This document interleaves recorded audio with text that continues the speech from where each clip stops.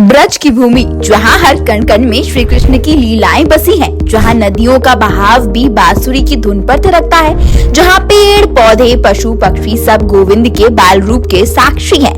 उसी भूमि में एक गांव है नंदगांव, जो भगवान श्री कृष्ण के बचपन की मधुर स्मृतियों से जुड़ा हुआ है। यहाँ की धार्मिक परंपराएं और आस्था इतनी गहरी है कि हर कोना किसी न किसी चमत्कार या लीला की गवाही देता है। लेकिन क्या आपने कभी सुना है कि किसी मंदिर में भगवान शंकर को भगवान श्री कृष्ण का झूठा खिलाया जाता है? जी हाँ, ये सच है। उत्तर प्रदेश के मथुरा जिले में स्थित एक छोटा सा गांव है नंदगांव। ये वही स्थान है जहाँ भगवान श्री कृष्ण ने अपना बचपन बिताया था।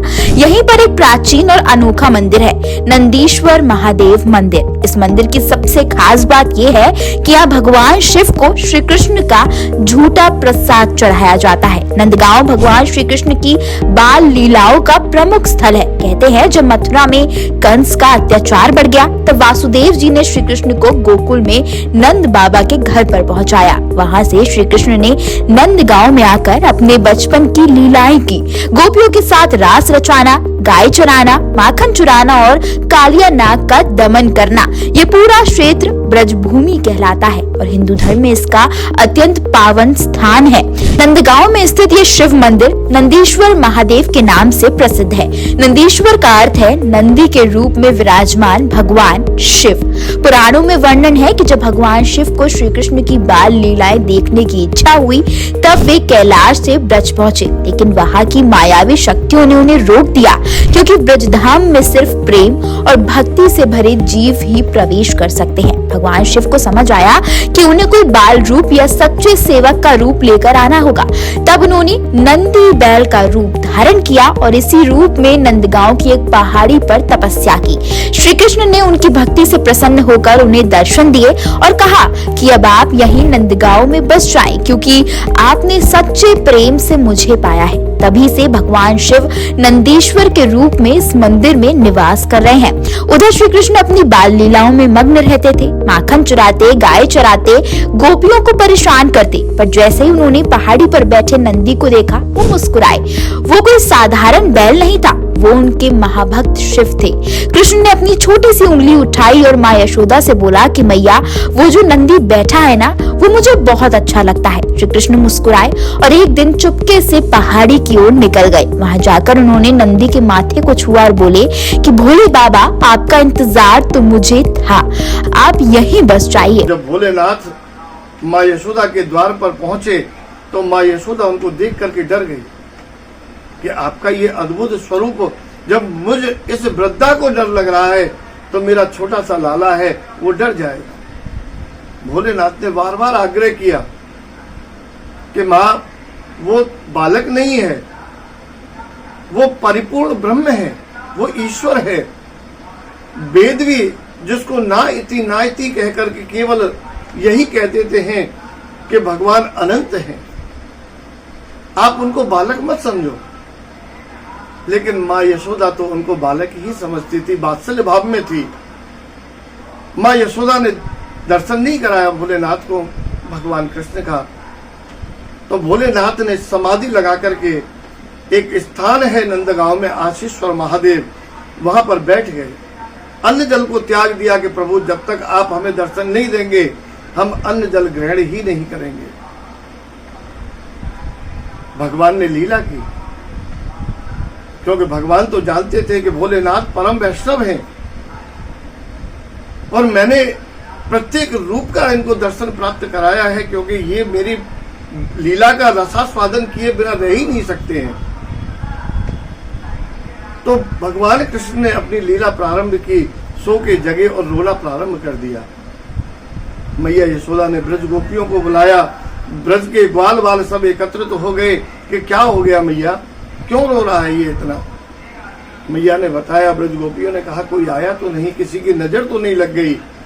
और तब मैया यशोदा ने कहा कि एक साधु आया था और बड़ा ही विचित्र साधु था, जिसको कभी ब्रज में देखा ही नहीं पहले।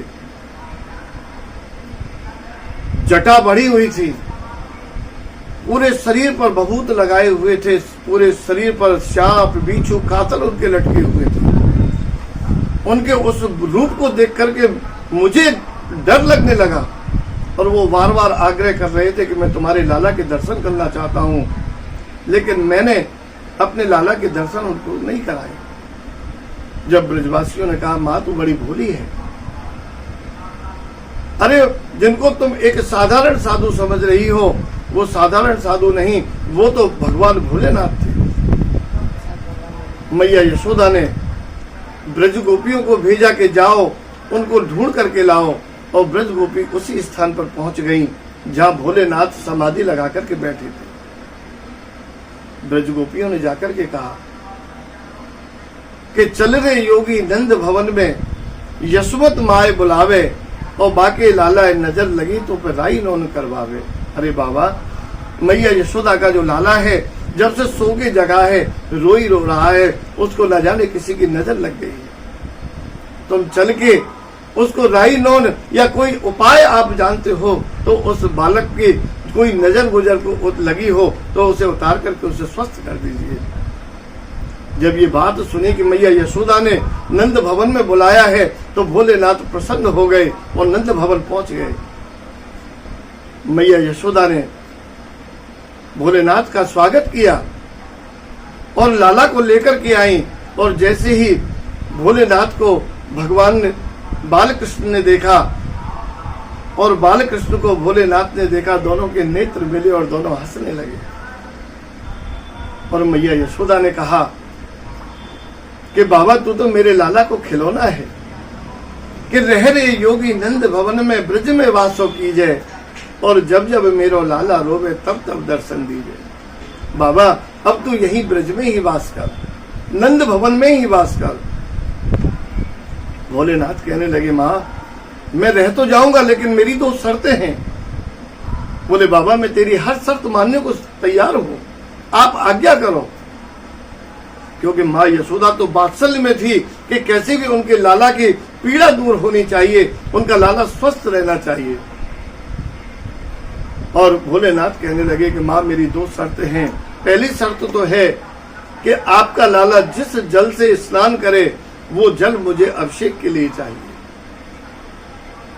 और दूसरी शर्त है कि जिस थाली में आपका लाला भोजन करेगा उस थाली का ही प्रसादी मुझे भोजन के लिए चाहिए।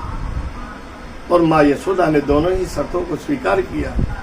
वहीं उस पहाड़ी पर नंदीश्वर रूप में विराजमान हो गए। गांव वालों ने वहां पर शिवलिंग की स्थापना की। वो मंदिर आज भी नंदगांव में स्थित है, नंदीश्वर महादेव मंदिर। ये भारत का एकमात्र ऐसा मंदिर है जहाँ शिव जी को श्री कृष्ण का झूठा प्रसाद चढ़ाया जाता है। हर दिन श्री कृष्ण को पहले भोग लगता है और फिर वही भोग उनका झूठा शिव जी को अर्पित किया जाता है। ना धतूरा, ना भांग, ना बेलपत्र, बस माखन, मिश्री और लड्डू, वही जो कृष्ण ने खाया हो। यदि आपकी यात्रा कार्यक्रम में नंदीश्वर मंदिर शामिल नहीं है तो नंदगांव की तीर्थ यात्रा पूरी नहीं मानी जाती है। तो अगली बार जब आप ब्रजधाम जाएं तो नंदीश्वर महादेव मंदिर जरूर जाएं। हर हर महादेव।